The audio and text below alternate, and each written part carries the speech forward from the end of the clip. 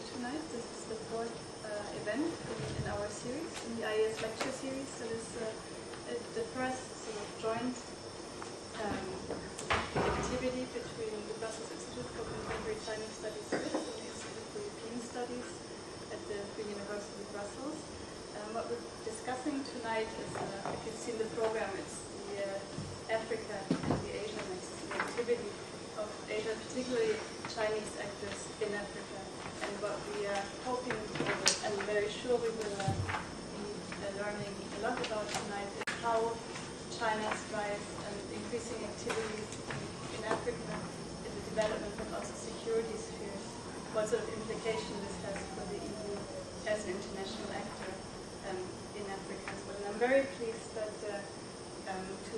such illustrious speakers have agreed to come to talk to us tonight. The first is Professor Chris Alden from the London School of Economics, who's a specialist on Southern Africa, post-conflict reconstruction from policy analysis, but who has most recently published a book on China and Africa. Thank you very much, Chris, for coming to speak to us tonight. And the second speaker, I'm of course equally happy to introduce this Ambassador Andebrhan Yorgis, who's a former Eritrean ambassador to Belgium, most recently was senior advisor to the International Crisis Group on Africa, and currently heads a consultancy called Revival Africa Initiative. Welcome, Ambassador. Thank you for accepting our invitation. Each of the two speakers will have about 20 minutes to speak, and that will hopefully give us enough time for a fairly extensive question and answer session. I hope that we will have many interesting questions for our speakers to respond to. So, Chris, would you like to start? Thank you very much.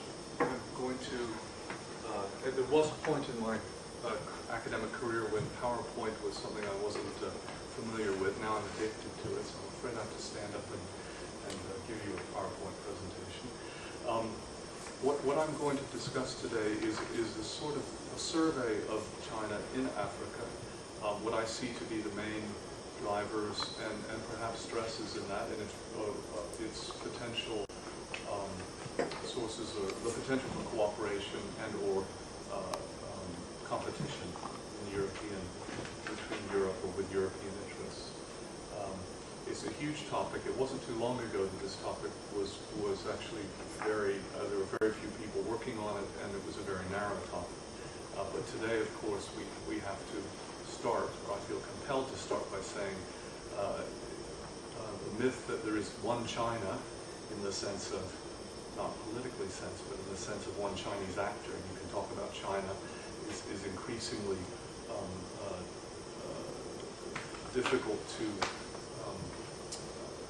use as an analytical category. By that I mean it's not just the Chinese government in Africa, but it's Chinese private firms, state-owned firms. So there are a huge variety and slew of Chinese actors that you didn't, in the previous years, you could credibly talk about just China, and it would more or less be one actor.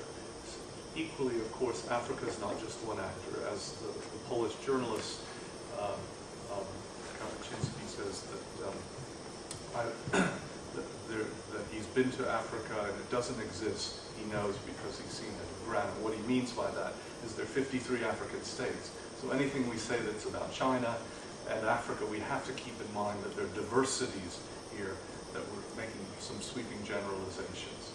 But with that caveat in mind, and of course Europe itself features in the same sort of way. So with that caveat in mind, let me just give you the outline of my presentation. I'm going to talk about the Chinese resource crisis and Africa's resources, the method of Chinese engagement in Africa, which a World Bank paper characterizes the Angola mode, some of the concerns that Africa might have, China's response to those concerns, and then a discussion of China, Africa, EU, and the future. China is the world's second largest oil consumer and third largest importer of oil. It's a major oil producer in and of itself, but since 1993, it's become a major importer of oil.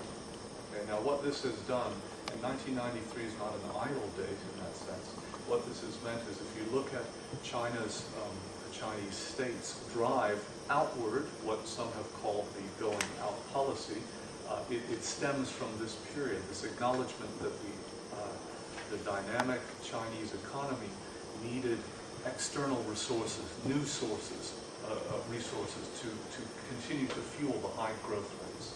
So this is one of the drivers, and of course energy resources were crucial. So 1993 becomes a critical turning point in the shift from an oil exporting country, on the part of China, to becoming an oil importing country. Also, China has become a leading consumer of most base metals, aluminum, iron ore, copper, manganese, and lead. Now, Africa in the early 90s, very much a state that, a continent that was falling off the map, if you like, of the foreign investment map. You saw a withdrawal of European and U.S. interests, the traditional partners in Africa, partly driven by the fact that commodity prices were quite low, partly, ironically, driven by the fact that China itself was seen to be, and the Far East generally, was seen to be the destination of choice for foreign investors. So you saw a disinvestment in both in an economic FDI sense, but also in terms of a political sense. 1994, the Franks in Central and West Africa, there's a unilateral devaluation of the French support for the CFA franc. And so we see a withdrawal from a gradual withdrawal in the 1990s. This corresponds with a rise on the part of China at that very time of interest in an underexploited, resource-based part of the world. So as I've said, the needs of the Chinese economy begin to become prominent in the early 90s. They can't source them locally. They have to look outside. As it happens, the traditional partners are reducing their presence, or not at least expanding it. And so China finds an entry point, if you like, on that basis into Africa. But what does China seek out of Africa? Well, if you look at the structures of trade, which have surged over in fact in 2008 over $100 billion. More, I hasten to add, I hasten to add than was predicted in 2006 at the Forum on Chinese-Africa Cooperation held in Beijing. It was supposed to be by 2009 that we would see trade exceeding 100 billion. So that target has been exceeded already. Most of what China imports from Africa conforms to this resource picture, that of energy resources primarily, as you can see from that, but also other kinds of strategic minerals, timber, and the like. And we can see that the structure of trade increasingly concentrated in natural resources. So this now this poses.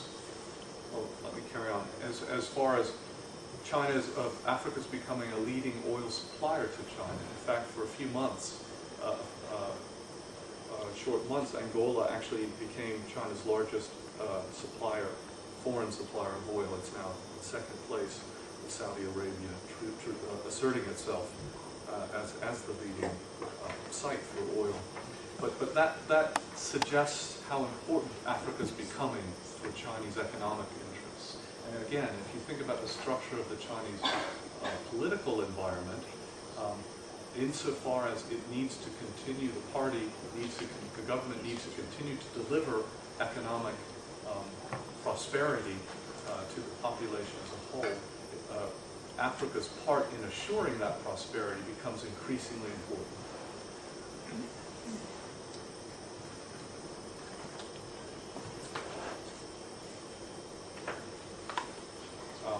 Indeed,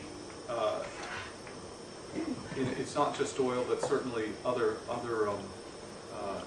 China's. It's not just China, rather, but it's other sectors, other parts of the world are also dominating or seeking out since the late 1990s, since 2000, seeking out some of Africa's resources. And in this lies the rise of the idea of competition versus cooperation, that whole debate which we are going to be discussing in greater detail.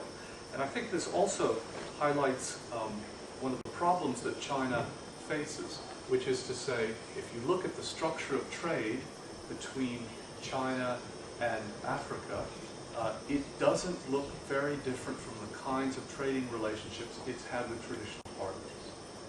Yet, China, and I believe they sincerely do want this to be the case, China will say, the Chinese government will say, we want to have a different kind of partnership. We do not want Africa to confuse us with other types of external partners in the past who've been exploitative, linked with the colonial past, etc. Okay. So there's this effort, there's the desire to present and establish a relationship with Africa that is different, yet if you were to read it purely in an economic sense, it replicates most of the basic features that we see Africa having with other economies, external partners in the rest of the world. And that poses one of the key dilemmas. Again, I've already, these are additional statistics, so I won't comment on them. Just it's another demonstration of Africa's growing interest in there. How has China engaged in Africa? What has been the Chinese approach? Well, the World Bank produced a report last year which characterized it as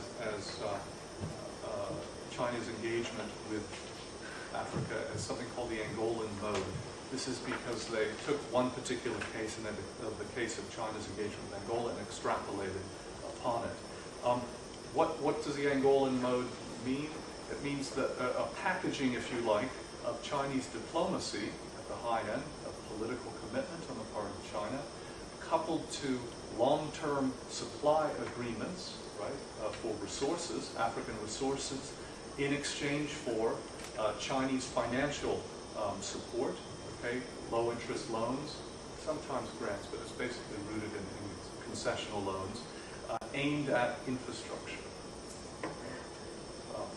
Here, China, I think, brings to its engagement with Africa the sensibilities of a developing country. In a way, something that Europe and the United States, as partners, have not been too particularly good at. Recognizing that the hard infrastructure, that market economies need hard infrastructure. They need roads to get goods to market. They need railroads. They need communication infrastructure. They need port facilities. So China has excelled in providing those elements to a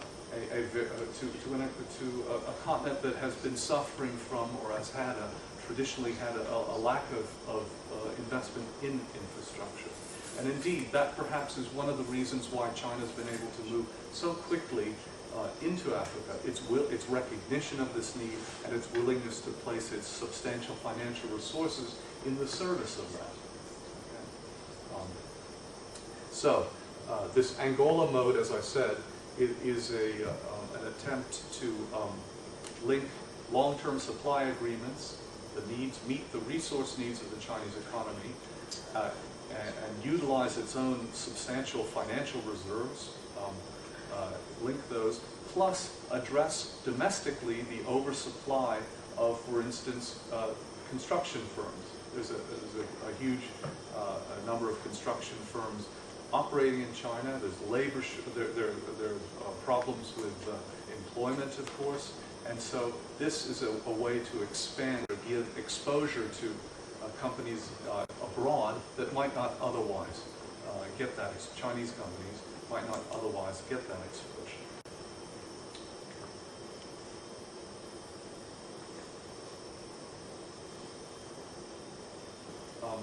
Underpinning this comprehensive package, this Angola mode, is something that the West, a different approach to risk than we've seen from traditional European or U.S. or even South African companies. What the Chinese firms do is the Chinese government or the Exim Bank provides a loan, which it in turn provides a loan for infrastructure.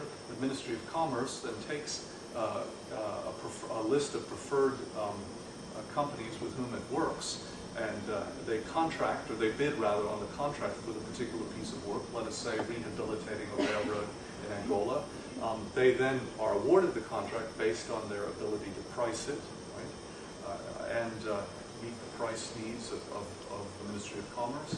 And then Chinese firms, and indeed Chinese labor, are not just technical figures and managers, but actually un or semi-skilled labor is brought in, and Chinese supplies, to do the work. And they put the railroads or the ports or the buildings, public buildings, together in very, very rapid fashion, very quickly.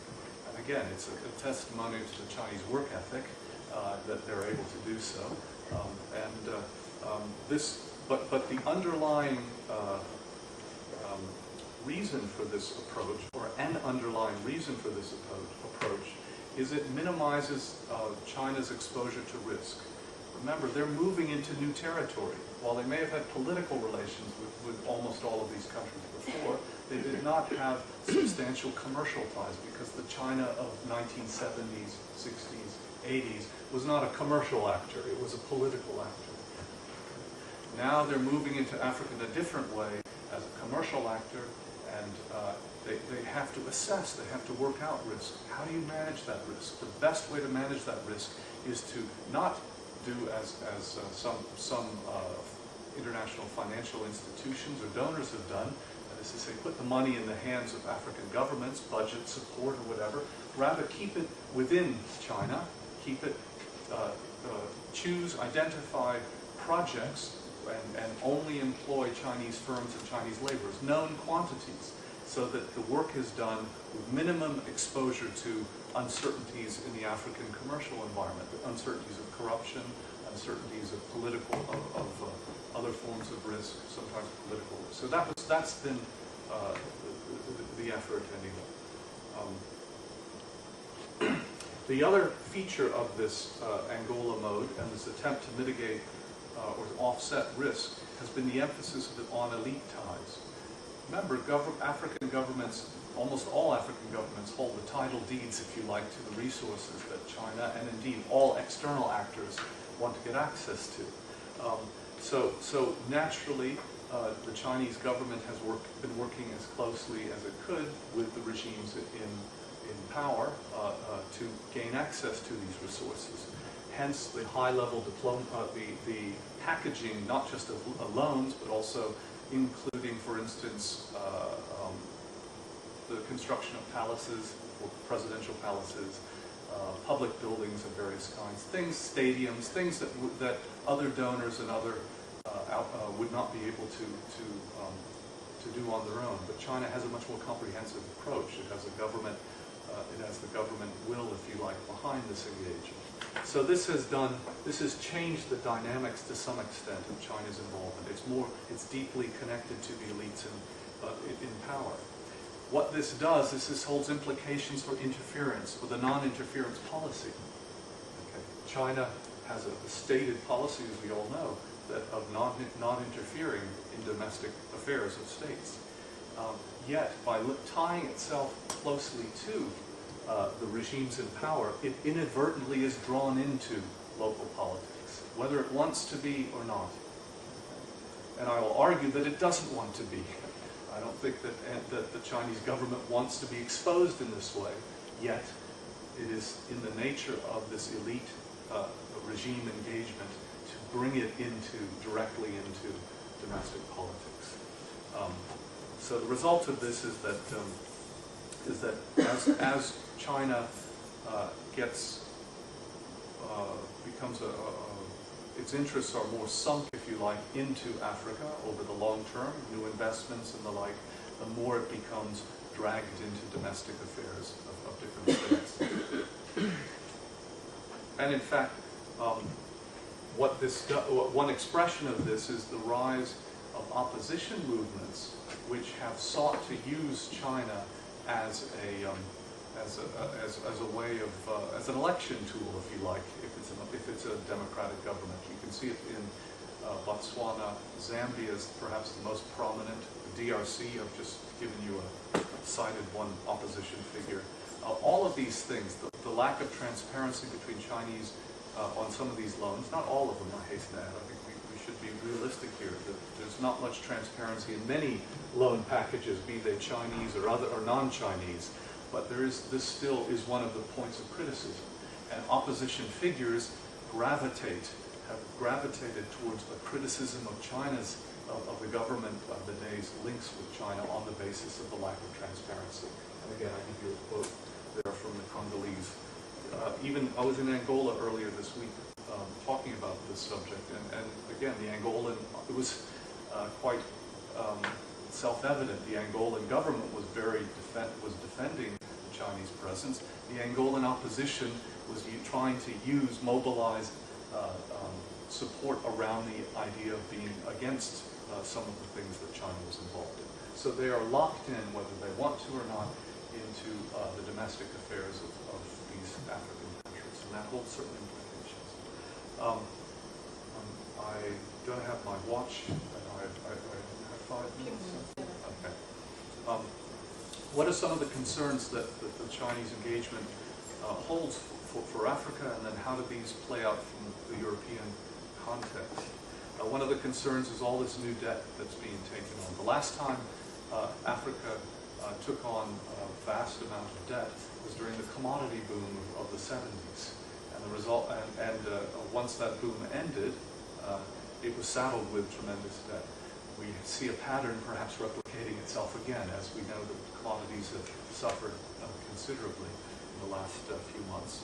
And the servicing of the debt will be a problem, not today's problem, but tomorrow's. There is some question around transparency. I've mentioned this. There is some question of unfair competition, that some of these Chinese companies are seen to be backed by Beijing and competing. It's not a level playing field against which they compete. Having said all of this, I do want to emphasize one thing. Almost any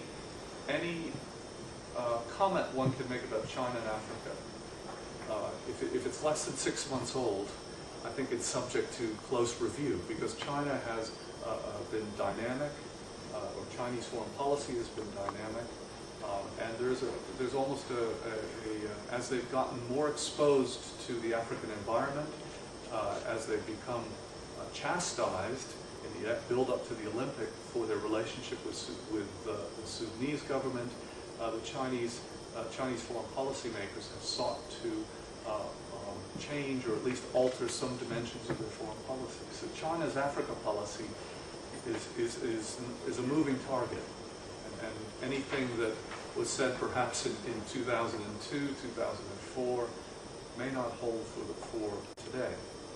So just one has to keep that in mind, that there has been this response. And I just wanted to highlight the China-Africa-EU situation, that there are sources of competition here. I've already mentioned the notion of unfair competition from the perspective of some European governments and or businesses. The idea that Chinese finance projects use Chinese implementing agents alone, and that they themselves are subsidized in some way. There's also this strategy of using Chinese finance projects as a kind of stepping stone or foothold into new markets, which I mentioned before. This is also seen to be a source of friction for some traditional actors in Africa. At the same time, it would be remiss not to point out that there have been quite a number of instances of cooperation. Syndicated loans, in the case of both Angola, for certain projects that involve European banks.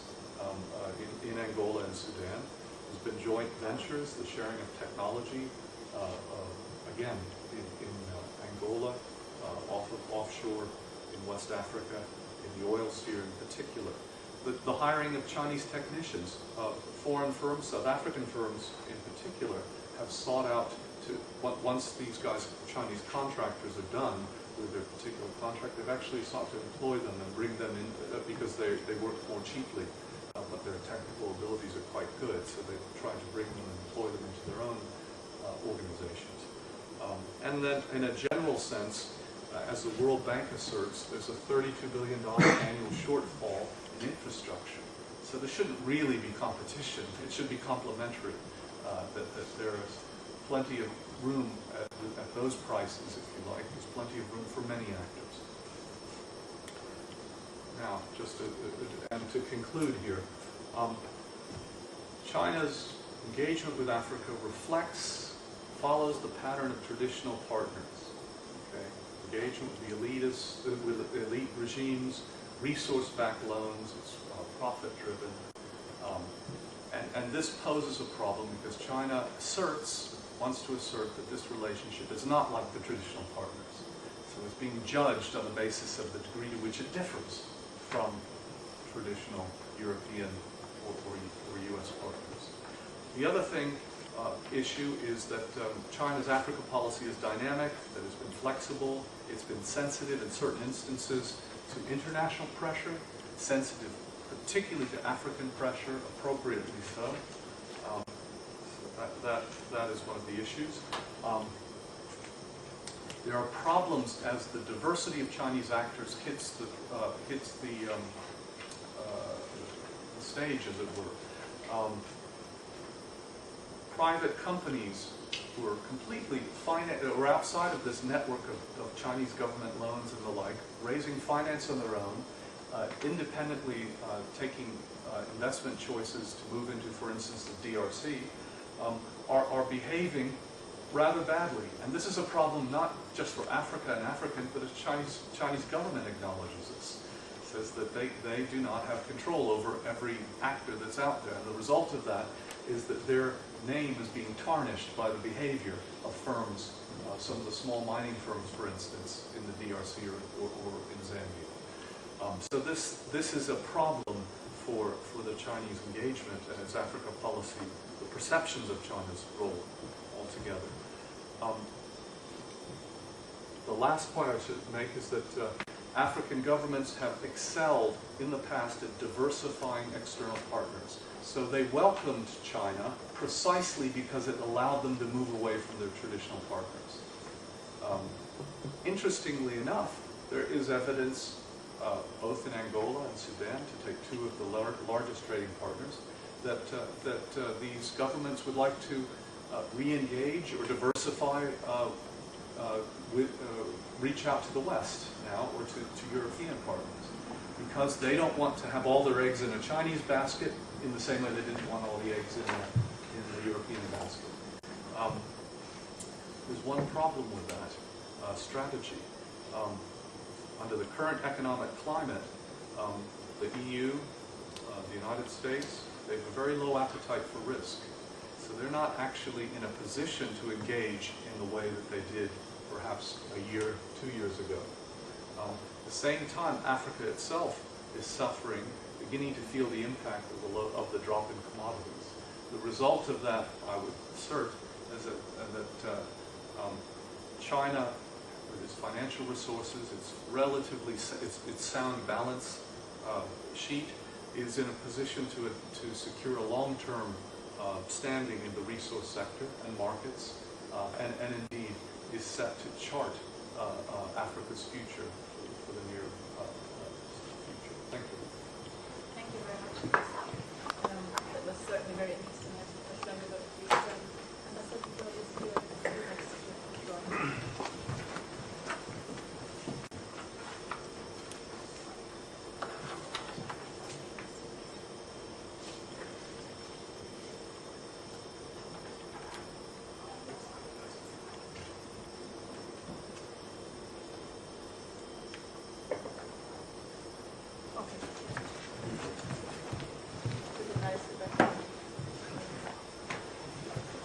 Okay, Madam Chair. Good afternoon, ladies and gentlemen. It's a great pleasure for me to participate in this spring lecture series on perspectives for a European security strategy towards Asia. At the outset, I wish to thank the organizers for inviting me to speak in this session on Africa and the Asia nexus. Of course, I like to commend Dr. Alden. Very interesting and stimulating presentation. It's always an advantage to be the first speaker. You get to present the substance instead of the but I will try to complement his presentation. The last decade has seen a huge surge in China's trade, investment, aid, and influence in Africa. The statistics are very impressive. Bilateral trade has risen tenfold, reaching US $112 billion in 2008, with a small surplus for Africa, of course, in Africa's favor. China's aid to Africa has more than doubled. Preferential loans and export credits have quadrupled. And investment in the energy and mining sectors, in particular, has soared. The trend continues amid criticism, mainly from the US and the European Union, that China is using soft power to seal hard deals and ignoring human rights, environmental standards, and international wishes in dealing with repressive regimes in Africa. A significant increase in interest and activities in Africa is also evident for Japan, India, and Malaysia, albeit to a less noticeable extent. China-Africa, Japan-Africa, India-Africa summits have become regular events. Major conventional players like the US, Japan, and the European Union have come to see China's robust engagement, in particular, as a strategic design to secure long-term supplies of minerals, energy, and other raw materials, as well as a reliable market essential to sustain the rapid growth of its economy. This has led to a growing concern, particularly in the European Union, by far Africa's largest trade partner, that Asia's newly rising powers are encroaching on its traditional African reserve and emerging as major competitors for influence and access to Africa's resources and markets. Africa's contemporary underdevelopment and abject poverty, which many correctly ascribe, at least in part, to its brutal colonial history, have relegated it to the lowest ranks of the global development ladder. Under the circumstances, there are some in the West, journalists and policymakers alike, who warn that history is repeating itself in Africa. They contend that China today is following in the footsteps, and I quote, of successive colonial powers, subjecting Africa to one of the most sweeping, bare-knuckled, and most ingenious resource grabs the world has ever seen. In their view, Africa, left behind in the dust of globalization, hungry for cash, trade, investment, and infrastructure, and powerless to negotiate strategically, is up for grabs to the highest bidder. According to this perspective, China, much as successive colonial powers have done over the centuries, is invading Africa like a tsunami and depleting its resources. Just as a pathogen invades a human body, absorbs the nutrients of its host, and spews its toxin to weaken and emaciate its victim. I have deliberately picked this rather radical side of the current China-Africa debate to put our conversation this afternoon in perspective, without delving into a polemical argument as to its merits or demerits. I would just like to say that the warning risks overstatement for two reasons. One, trade profile statistics for 2006, and that's of course the most recent comparable data I could find, show that the European Union remains the largest single market for Africa's exports and imports at 32% and 29% of total respectively, followed by the United States at 29.5% and 5.6%, and trailed by China at 12.6 and 8.9% respectively. That's about a third of the European share. However, the statistics also show that the European Union and the US shares of Africa's market, though still predominant, are declining while China's share is increasing. Besides, China's trade with Africa is highly localized, with the top 10 trading partners accounting for 79% and the top 5 for 61% of total two-way trade for 2008. Second, the analogy between China's strategy, objectives and consequences of its behavior in Africa today with those of the successive colonial powers of centuries past does not hold much water. Evidently, there are no conquering Chinese armies marching across Africa, sowing death and destruction in their trade, and grabbing land and resources from their rightful owners under the barrel of a gun. Nor are there Chinese viceroys and high officials busy setting up administrative structures of colonial domination, oppression, and exploitation over parceled out African territories. I hasten to stress, however, that African states must also heed the warning and beware of the need for due diligence to avert potential pitfalls in the new relationship.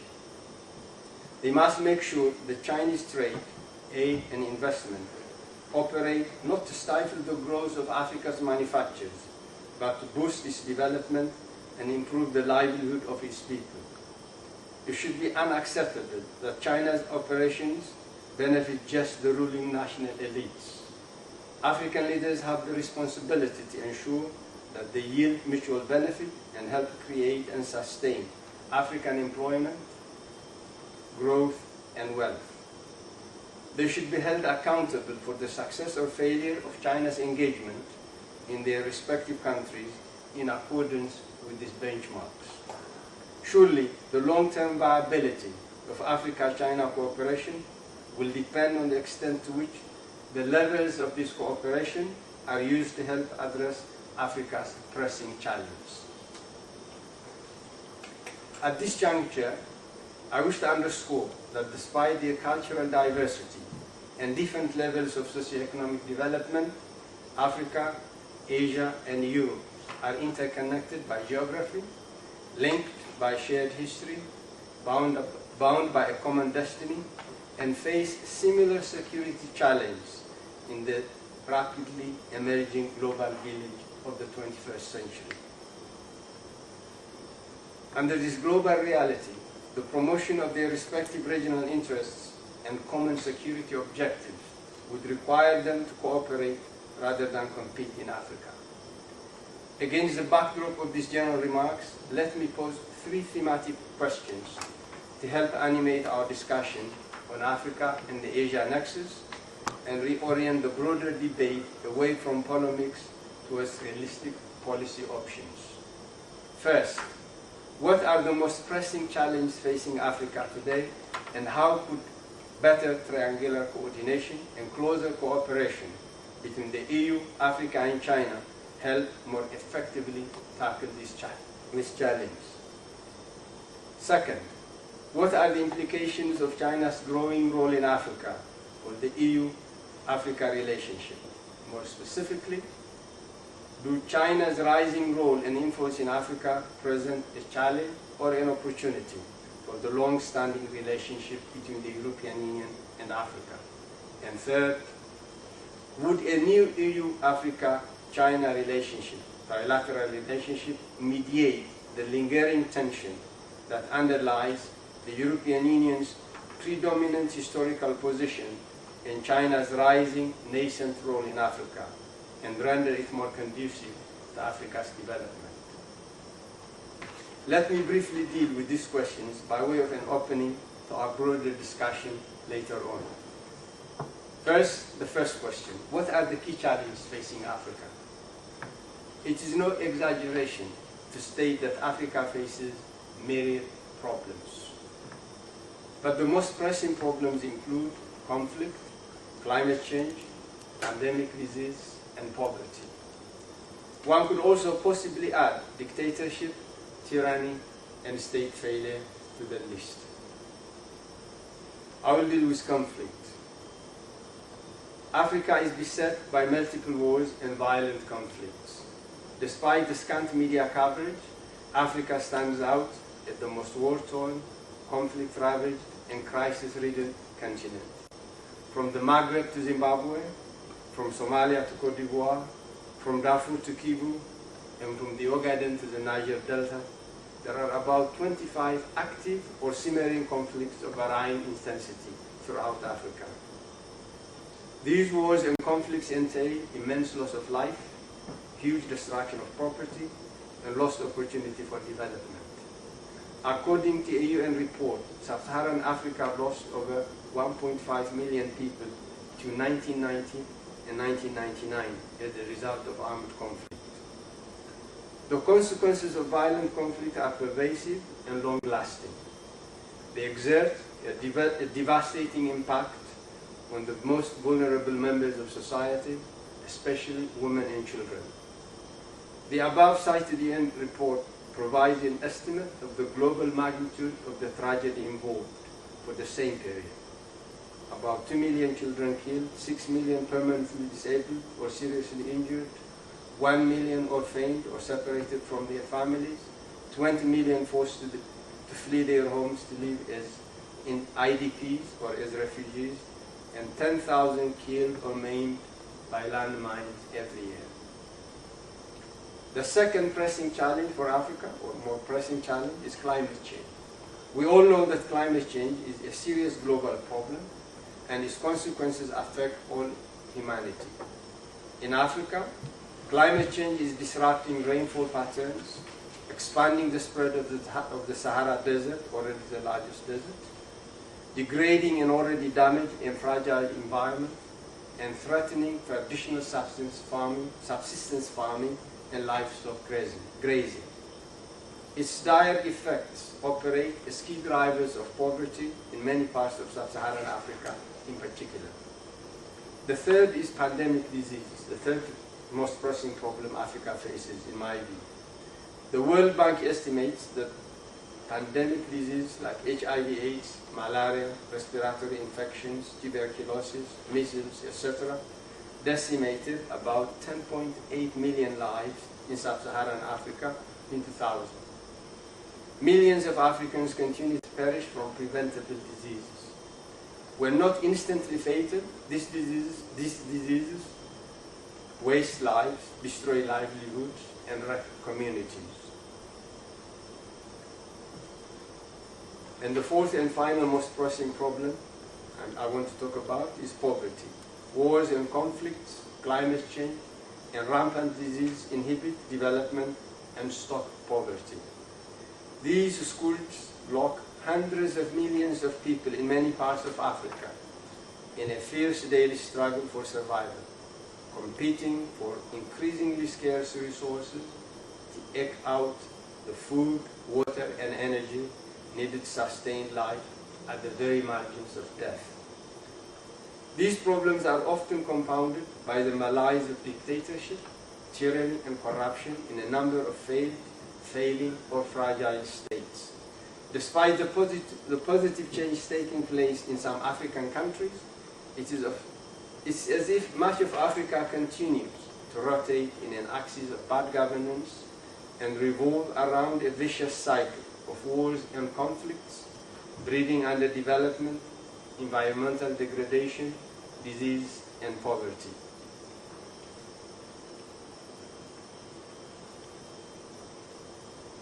With this for the first question, I'll come to the second question, which is, does China's rising role in Africa present a challenge or an opportunity for EU-Africa cooperation? There is no denying, and I think this was made quite clear by Dr. Alden, that China's rising role and influence in Africa pose a serious challenge to the European Union's traditionally predominant relationship with the continent.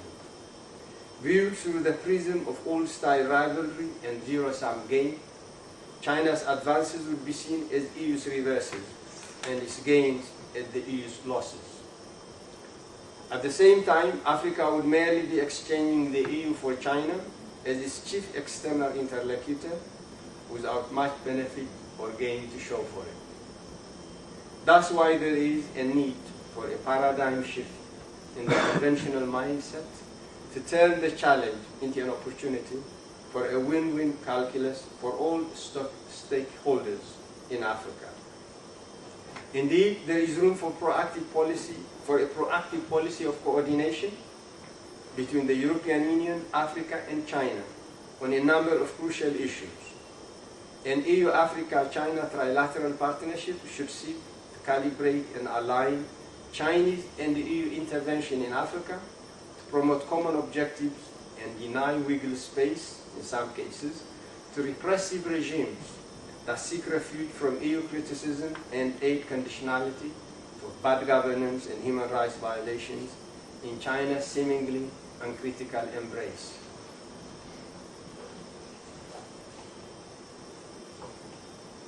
I'll come to the third and final question, which is, would an EU-Africa-China trilateral partnership be conducive to Africa's development? The EU already maintains a strategic partnership with Africa, including close cooperation in the areas of crisis management, peace and security. EU-Africa strategic partnership also aims to promote sustainable development, good governance, human rights, trade and regional integration. Recent developments indicate that China could be persuaded to join a traditional EU-Africa-China partnership. A trilateral EU-Africa-China partnership, Despite the lack as yet of a coherent common foreign and security policy, the European Union possesses considerable leverage to help Africa tackle its most pressing challenge. Given political will, it has the capacity to engage more actively at the bilateral and regional levels, build wider coalitions with the new US administration, within the UN Security Council and China in particular, to promote regional peace, security, and sustainable development in Africa. There is growing evidence that the EU and China can agree to set their rivalry aside and work together in Africa in pursuit of common interests and global challenges in a flexible and pragmatic manner. The European Commission's June 2008 proposal to develop trilateral dialogue and cooperation to improve coordination of EU and Chinese activities in Africa is a commendable initiative which could help accelerate Africa's development. The proposed areas for joint action include peace and security, infrastructure, natural resources management, climate change, agriculture and food security, and sustainable development, all among the most pressing challenges facing Africa today. Once it takes root and consolidates, this triangular cooperation could incorporate the development of an effective institutional, technical, and operational response capability to potential or emerging situations of political instability and violent conflict in Africa. I would like to conclude by affirming that such an EU-Africa-China trilateral partnership holds strategic promise. It could generate greater synergy in tackling Africa's chronic crisis. In the long run, a coherent trilateral coordination could prove more effective in the prevention and resolution of conflict, the promotion of peace and security, the eradication of poverty, and the attainment of sustainable development in Africa. Of course, I would like to conclude by a word. When we speak of Africa, of China, of the European Union, we must bear in mind that there's immense diversity even within specific entities, as the previous speaker stated. So what I've tried to do is generalize, and generalizing always risks oversimplification. But I trust that we can deal with the lingering issues of overgenerality and simplification in the discussion to follow. And thank you very much for your attention. Thank you, Ambassador. well, we have just a little over an hour for question and answers. I would like to invite members of the audience to raise your hand if you would like to ask the speakers a question on what you just heard. John. Question to both panelists. In the past few years, we have seen, let's say, a slight convergence between China and the West on the question of Darfur. Basically, China has been successful in deflecting criticism by exerting some behind-the-screens pressure on the Omar al-Bashir regime in Sudan. But nowadays we see a new stalemate coming up with a potential referral of the Sudanese president to the International Criminal Court. How do you see this? Do you expect China to move further in the direction of, let's say, a certain role as a responsible stakeholder in the Sudanese peace process, or is it again going to resort to its traditional state-led policies in which it rather would try to side with the Sudanese government?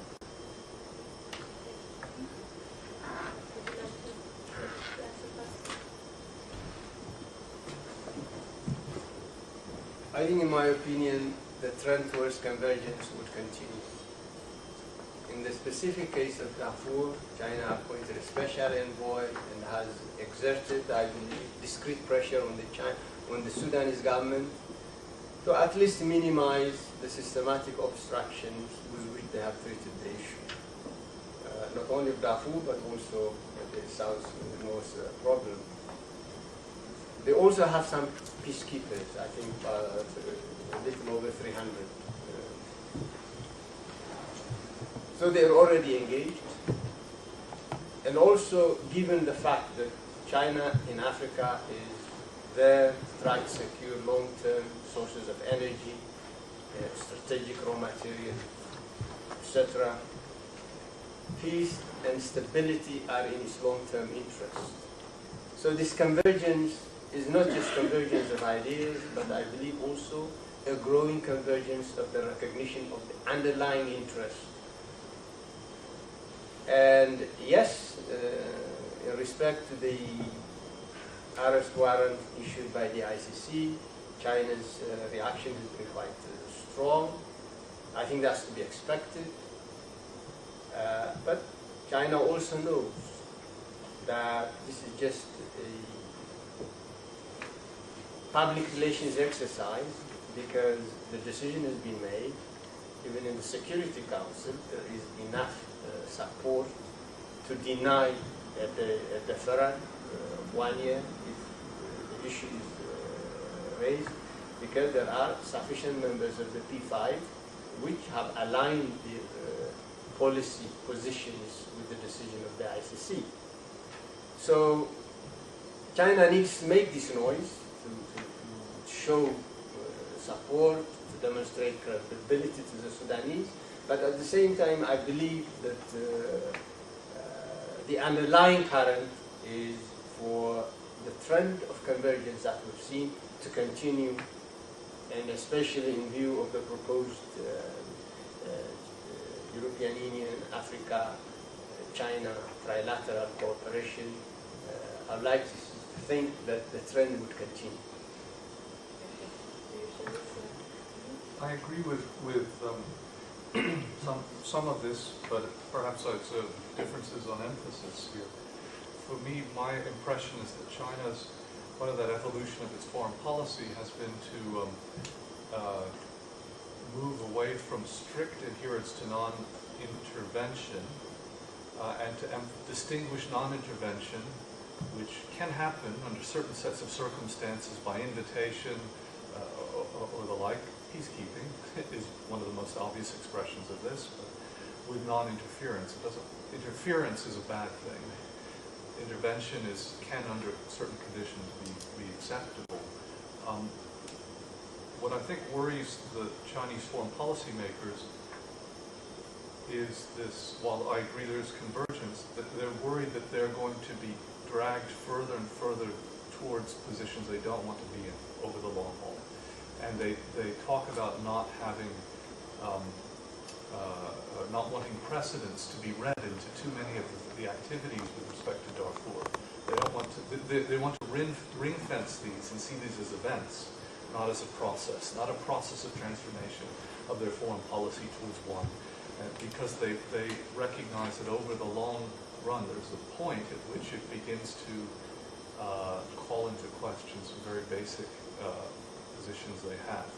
So I think that those tensions reside within the Chinese response to the ICC, to the Darfur issue generally, and remain a feature of it.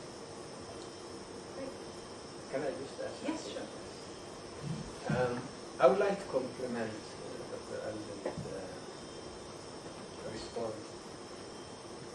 He said earlier that Chinese foreign policy is characterized by dynamism. It's dynamic. Fine. And what we see today is a shift in international relations from the old adherence to non-interference in internal affairs of sovereign states. There's been some maybe fad with the concept of humanitarian intervention. But I think today there is a growing consensus around the principle of the responsibility to protect. And UNAMI, if anything, is one aspect or one modality of the responsibility to protect, which the Chinese have come in, have adapted. And therefore, I think the overriding undercurrents are towards more convergence. Even the African Union has moved from the old OAU position of non-interference to what it calls non-indifference, which means a willingness to intervene in the internal affairs of member states in the event that are cases of mass atrocity. So I think this is the general trend. There may be, the pace of change may be slow, but this movement towards divergence, to me, seems inevitable. Okay, who would like to pose this question? It's a bit difficult question. How do Africans see China in general? Do they think it's a new kind of partners, as Chinese government say, or African government think that Chinese are another big colonial power? I think it's a very difficult question because I actually worked in Mozambique, and in Mozambique, Chinese helped a lot the independence movement. A lot of senior officials in the government or politicians were trained by Chinese in Tanzania camp, and so they still feel sympathy toward Chinese. But at the same time, this Chinese business in Mozambique was creating discussion and debate because they were exporting illegal timbers, or they were creating a problem with Chinese African laborers, like racial discrimination. So the media was beating a lot the Chinese, but at the same time, the government were protecting and defending Chinese assistance. So, what is the general feeling of Africans, either government or civil society or media, toward Chinese increasing presence in Africa? Thank you. Perhaps we should keep the same order of answers as for the last question. It's actually a very difficult question to respond to, because there's a lot of diversity within Africa. Even within a particular state, there are different actors, different stakeholders, whose attitude towards China is informed by their own interests. So when we speak of Africa, of the 53 African countries, the ones that are really engaged with China are about 10. If you look at the structure of trade, which was presented earlier, Angola, Sudan, Nigeria, Morocco, Algeria in the north, etc. What about the others? Obviously, I can generalize.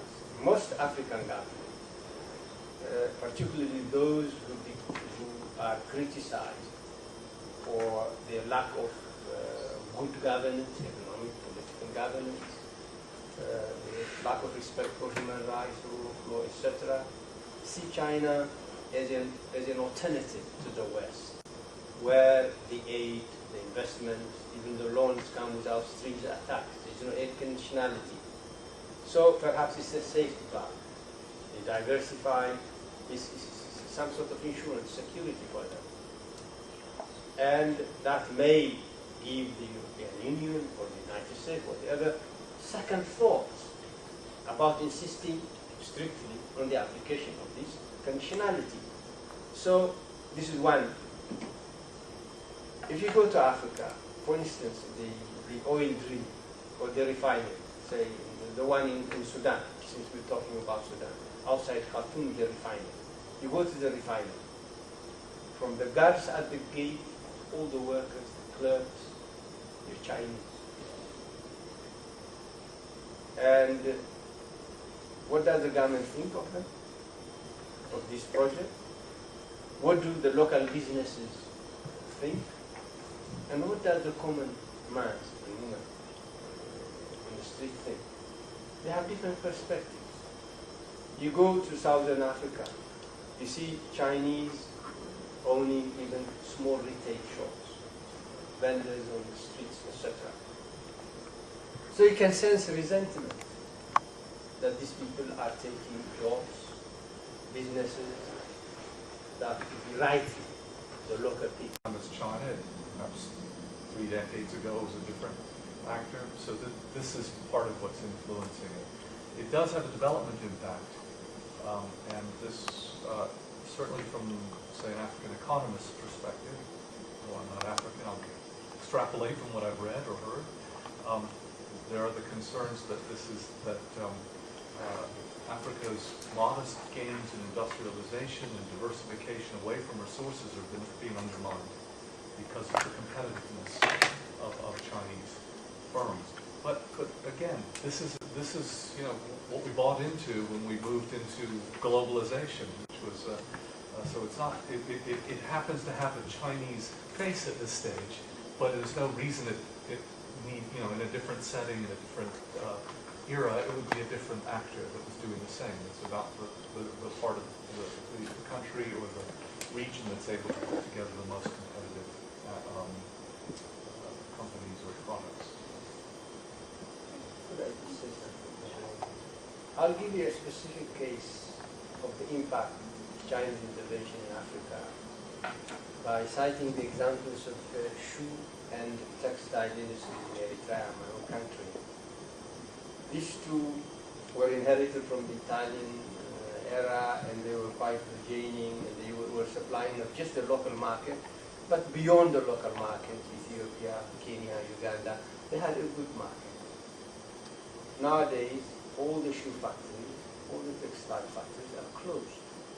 The workers are no longer employed, and the former managers are now shopkeepers selling cheaper Chinese shoes and textiles. So this is also one impact which creates local resentment. And so instead, what I try to say in my earlier intervention is that Chinese intervention should not be at the expense of the growth of Africa's manufacturing industry. That may be, but do we have to blame China or the government, the concerned government, which must put in place certain measures to protect perhaps this local business industry, maybe some sort of support, some sort of subsidy.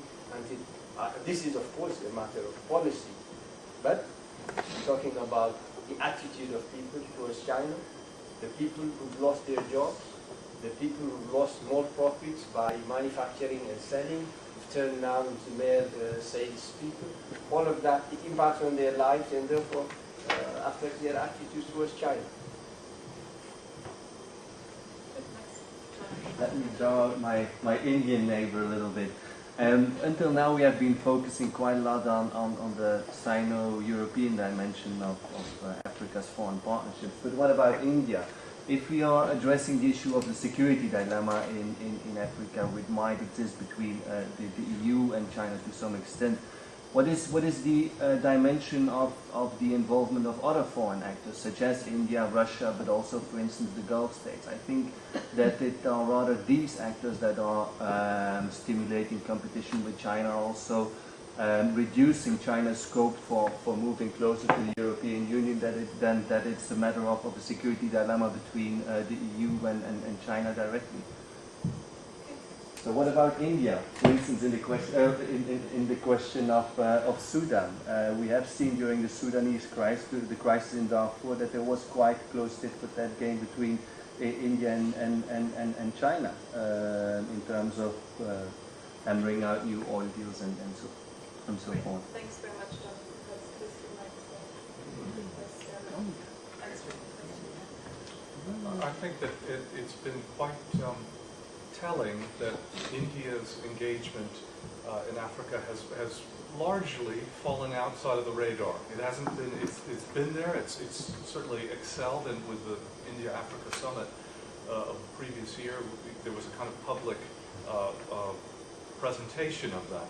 And there is the sense within Indian government, again, I know less of it, so I'm happy to be corrected on these matters, but my sense of it in talking to Indian colleagues is that they're quite aware of the gains, resource gains that China has made, sometimes at the expense of bids that have been placed on oil blocks or particular forms of market access. So there's a sense of some part of competition there.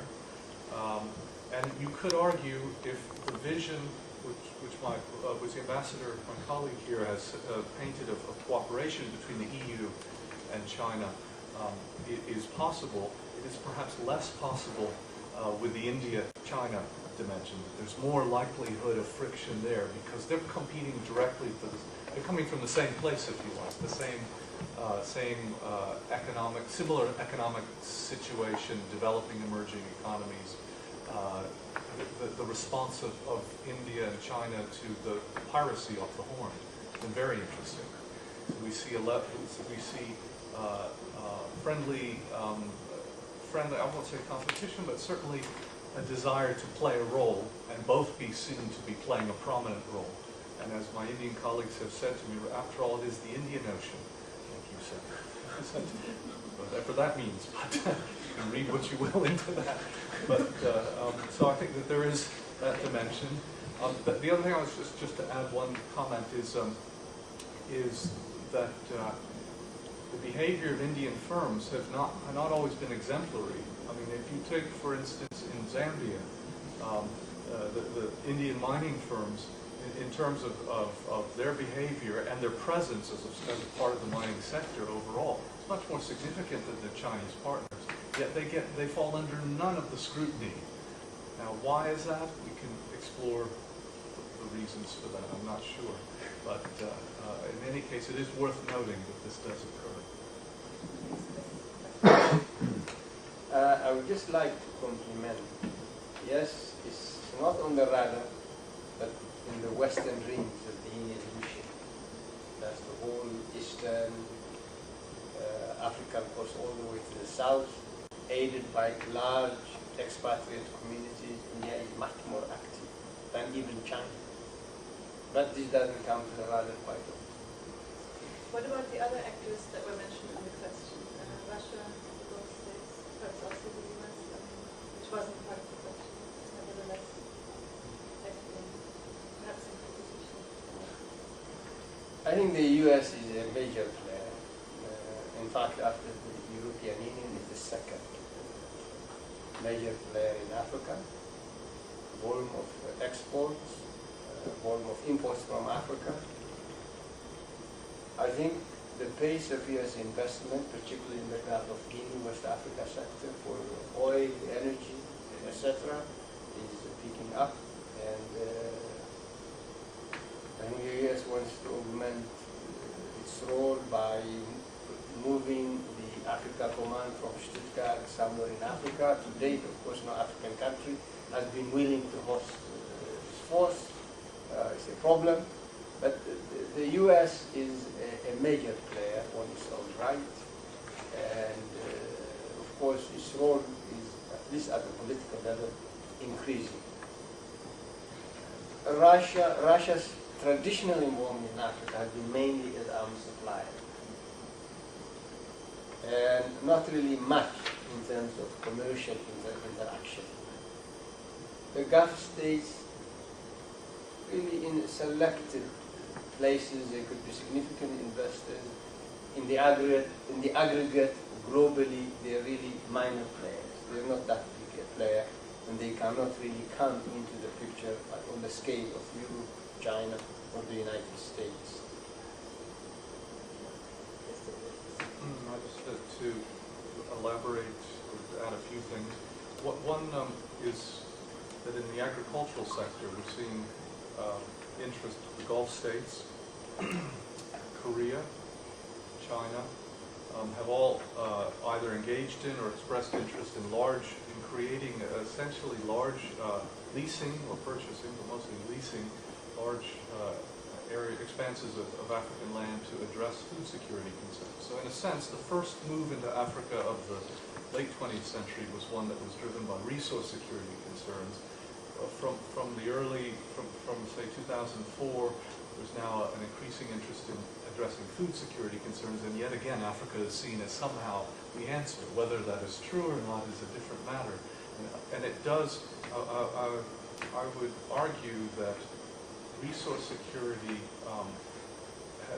introduces certain kinds of risks, but this food security is much more potentially volatile than in terms of the domestic climate within which one places oneself. It doesn't have to be, but it has that potential. The other thing, one other thing came to mind is all these actors, the United States, India, Malaysia, Korea, what have you, Gulf states, don't suffer from one structural problem in their relationship with Africa that China does. And that's the competition, which nobody's mentioned, the competition between Taiwan and the People's Republic. Now, it's diffused at this particular time since the recent election. Well, how does it matter? Why does it matter? What it has done is Chinese foreign policy has felt compelled to be present in every single country in Africa. It competes at every single level. It was so evident when you saw the Indian-Africa summit. I think it was 15 states that India engaged in, that it has serious commercial relationships with. It didn't feel the need to be involved in a country that it saw as obscure to its commercial interests. China can't, because of this structural problem, political problem, feels compelled to involve itself in every country insofar as it can, as you know, four still don't recognize. So I think that this places yet another burden on the Chinese foreign policy towards Africa, which will make it more difficult to achieve its aims. Well, I would like to come back to the European Union, and I have a question to both speakers concerning the concept of trilateral cooperation. And I was wondering if both speakers think that we can really implement in praxis this concept, because in my opinion, I think maybe Africa has been considered too much as an object and not really as a partner, because as Professor Alden said, Africans were interested in China mainly because it's a new partner, and those African countries who have now exclusive relations with China now tend to go back to Europe. And if Europe and China would try to coordinate much more, is this really in the interest of the African government? And the other obstacle I see is that I think it wasn't mentioned on your PowerPoint slide. You mentioned, I think, in your debate that China has a rather different approach to aid than the European Union. For the European Union, aid conditionality is very important. And so how can the EU and China cooperate on this specific issue? And I think it's not a coincidence that development aid wasn't mentioned in the communication.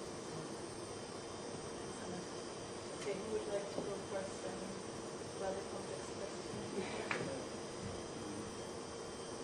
This is a very complex question, particularly since this is work in process. It has not even taken root, it's work in process. But one proposal insists on African ownership and presupposes agreement on objectives of the trilateral partnership, agreement on strategies. And if you look at the areas of activity that have been proposed, these are areas with a very wide latitude for both to play their respective roles within certain agreed parameters. Let's take the issue of infrastructure. One of the most critical impediments to Africa's development is the lack of infrastructure, both physical and social infrastructure. Very often, if you travel from Southern Africa to West Africa, or from East Africa to West Africa, you have to come to Europe to fly back to Africa. There are no railroads linking East Africa with West Africa, Southern Africa with Northern Africa. There are no roads linking many adjacent countries in any African region. Let's take the DRC. You can only travel for any distance only by air. Even between Kinshasa and Matadi, the major port on the Atlantic Ocean, the road is not passable by any means of transport. So there is enough latitude in the various designated areas of cooperation for both Europe and China to play their roles, to invest, to develop the resources, build infrastructures, etc. So African ownership is a key element, and agreement on not only in the areas of activity but in the modus operandi is going to be very important. That's why I'm quite optimistic about this possibility. I would agree. Africa has to. It is the key actor in this, in fact. And on the one hand, you can say it hasn't clearly defined its interest, but in fact, at least towards China, there's no African policy towards China, though the AU and regional organizations have developed or are developing approaches to China. But there is on record the NEPAD initiative, the New Economic Partnership for Africa, which lays out essentially Africa's aims. And so it's in the sense that China configures itself, or Chinese and the EU configures its actions towards NAPAD, then I think that probably that already reflects the consensus within Africa about development and engagement with external partners. So I think that's probably a good way of thinking about that partnership. At the same time, one does always hear murmurings within African circles. I was at a conference in Beijing on this subject, and some of the African participants stood up and said that this is something that makes us somewhat uncomfortable, is to have two outside parties talking about us. And so there's always this tension within it,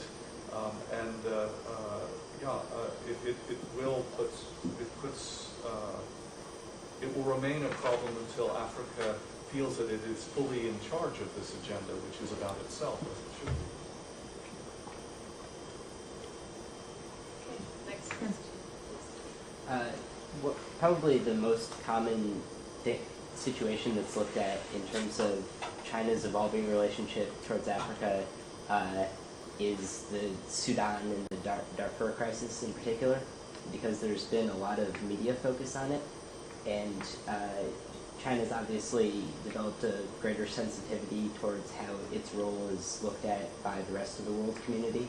Now, outside of Darfur and Sudan, there's often much less media focus on what happens in African states. So what kind of motivations do you think China might have?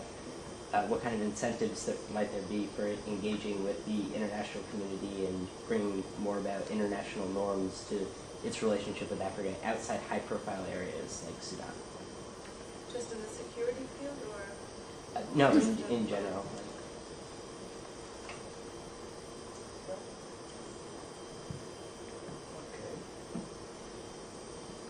I think the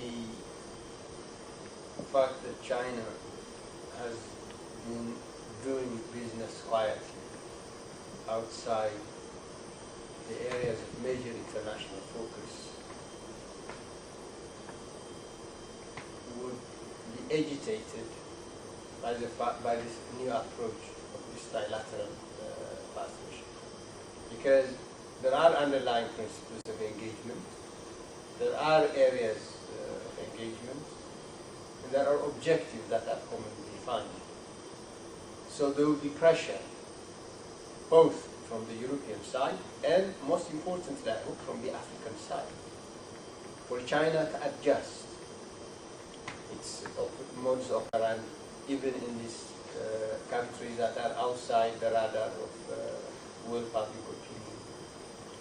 And also strategically, I think, if the Chinese are looking for long-term, secure sources of energy, of raw material, etc., a stable Africa, which means the components of Africa, stable countries, at peace with themselves, with their neighbors, are much more amenable to the development of extractive industries, in which China seems to be concentrated now.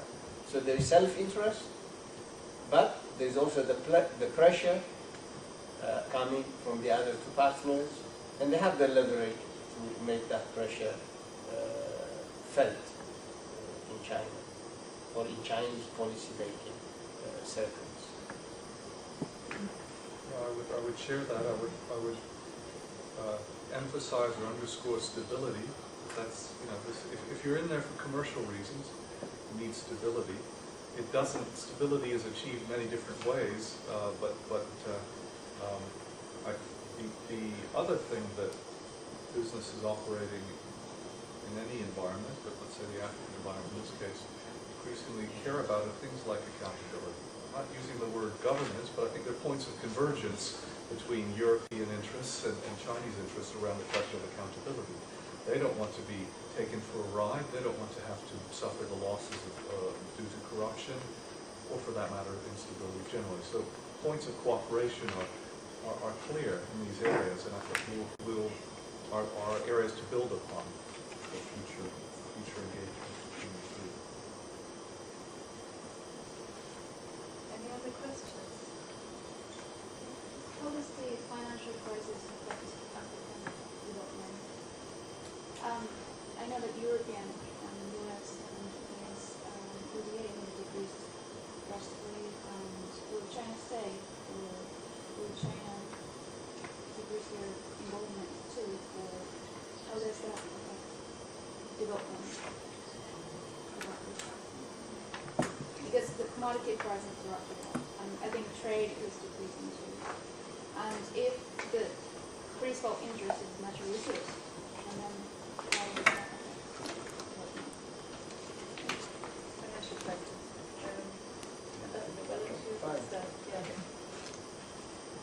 I think when we speak of Africa, we must also recognize much of Africa, or most of Africa, subsists on the margins of the world economy. It's not yet integrated into global economy. And therefore, from that perspective, the impact of the financial crisis will be minimal.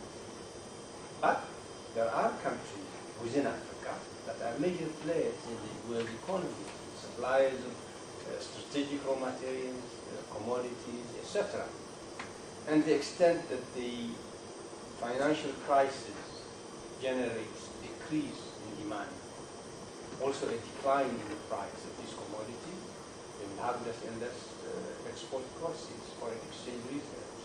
And therefore, that will be an impact felt, but not throughout Africa, in certain, among certain countries in Africa, specifically, you can mention, depending on their position vis-à-vis the world economy. But overall, I think it will, and also aid may be decreased. I think that I was just looking at a paper I have here, just to get a quote. The Chinese Minister of Commerce visited Angola in January, and he he said that he went there to ensure that China's largest trading partner with Angola, to assure its largest trading partner that previous financial, I'm quoting here, previous financial commitments would remain, but would be even strengthened, and diversification outside of oil and construction into agriculture. So there's a sense that not of pulling back, but of deepening the engagement in that, at least in this particular country. I would also say that Hu Jintao in November was the only major leader to name Africa and say we mustn't forget Africa in all of this. Yesterday, I can't resist saying Gordon Brown said something about it as well. But anyway, it's been quite a long time from the previous October, late September, October, when this began to all the way till now. And the Chinese have been talking about Africa as a feature of their general public statements on the economic crisis. So it seems that it retains their commitment is retained both rhetorically and it would seem substantively as well. But China is a world country that is not producing for its domestic market, but it's producing for external market. And if the external market demand shrinks, and so I think China cannot continue importing raw material except for oil, rare metal and basic metal. And so I think that the effective trade partnership between Africa and China isn't. I think China as investor will retain, it has the means, at least for the time being, and the interest, insofar as it's in there for the long term, to use this as an opportunity to secure, I think that's what I tried to end my presentation on, to secure a position, a broader position in the resource sector in particular. So I think that opportunity is there, and there are some preliminary signs that it is moving in that direction.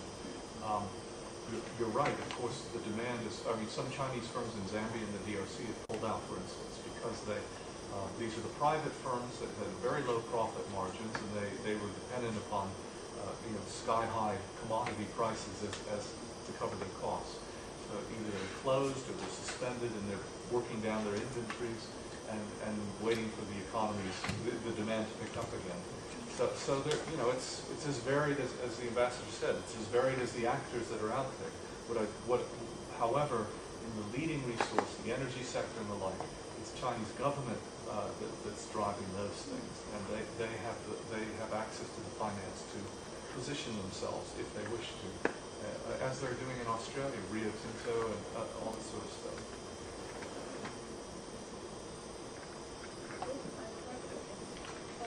Are there any other questions? I just comment. I have the impression from what you're both saying that any trilateral partnership, Africa would, apart from its obvious resources, definitely be the weakest link, because both China and European countries have got strong states. They don't have any of the, well, not many of the disadvantages that Africa suffers from. And it seems if China is investing in infrastructure and so on, and they're actually running all these things and maintaining it, then there's not much gain for Africa there. And if you consider that in Africa you've got the conflict with climate change, diversity, and disease and poverty, then how is Africa going to stand up for itself if China and Europe decide to gain up on them, as it were?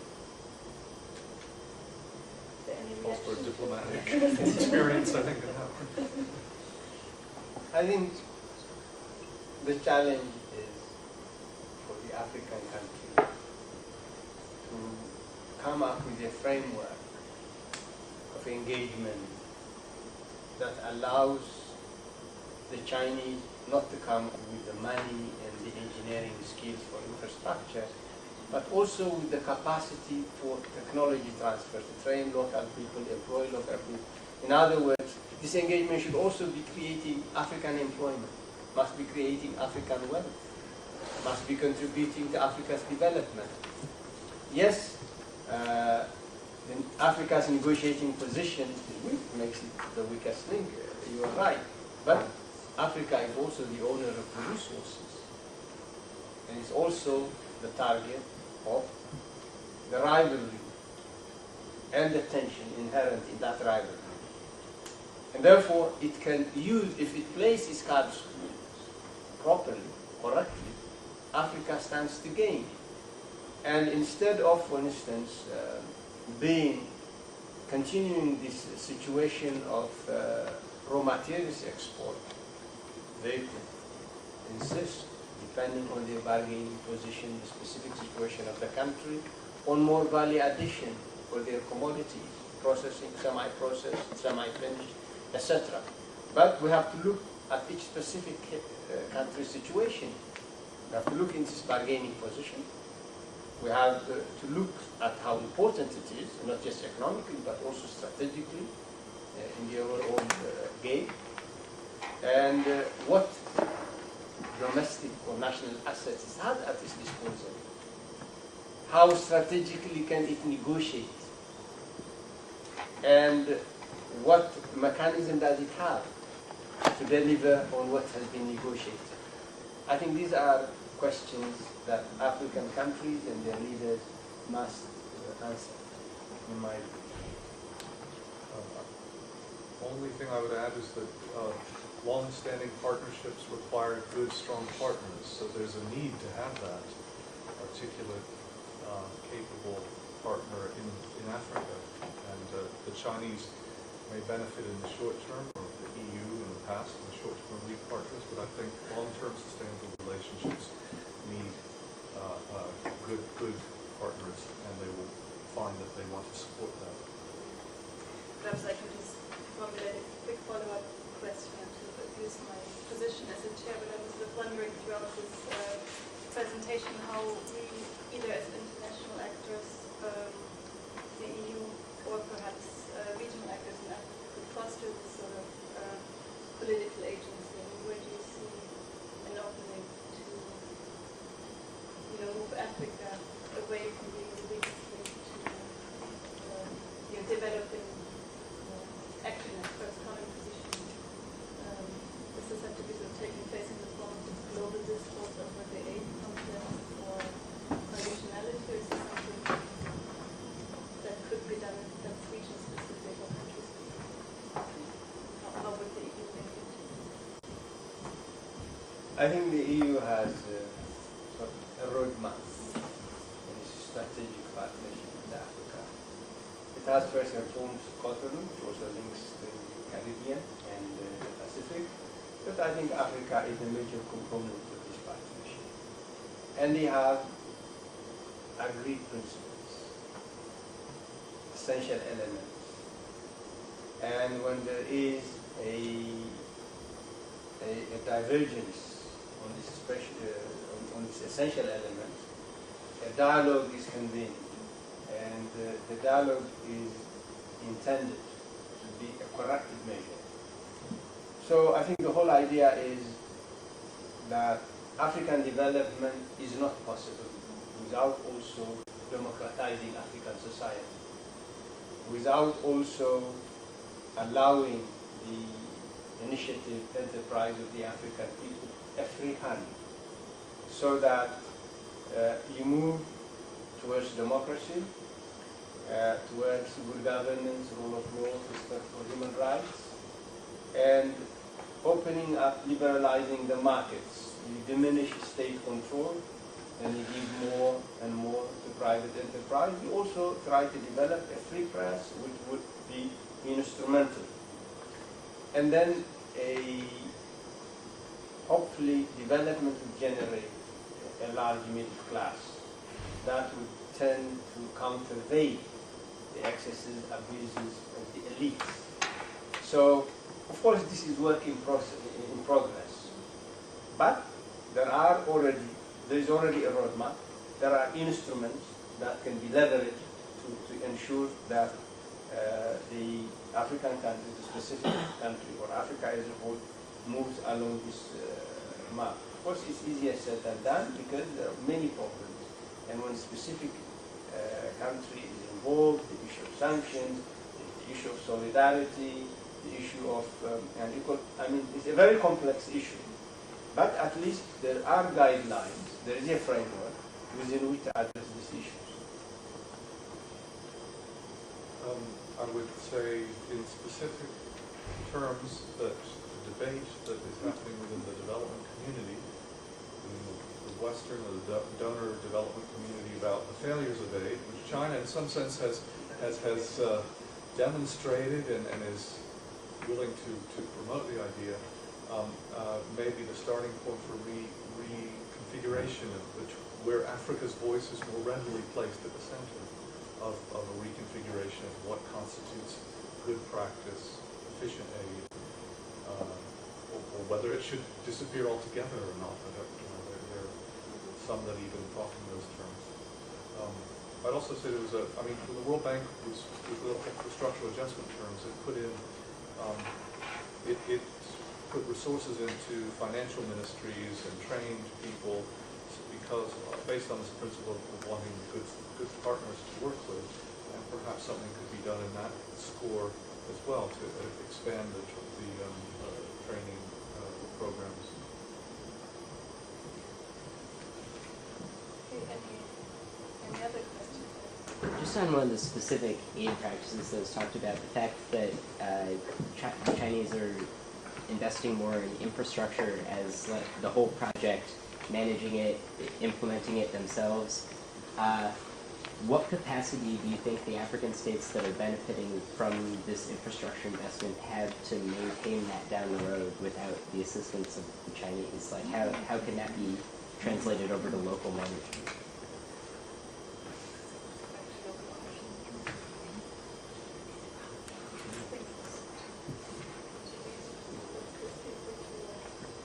I'll shift the order for Yes, a moment. shift the order. This is one of the questions. A lot of this is very, very new. The road or the dam or whatever it would be that's been put in. So for that reason, we don't have an answer to that. What do you do with current costs? One answer might be that Chinese government is training. There are, though the image is a Chinese firm bringing all their labor in and all the management, that isn't the case in every instance. So there are local actors subcontracted as well, not just subcontracted African firms in a particular country, and or individuals hired by the companies. So that there is a skill base being developed that or enhanced by Chinese involvement. Whether the resources are going to be there to fix the road 5 years hence, it's hard to say. I think we're almost at the end of the allotted time, but I'd be happy to take one more question if there is this one. No? Not even Jonathan? Okay. Well, in that case, please join me in thanking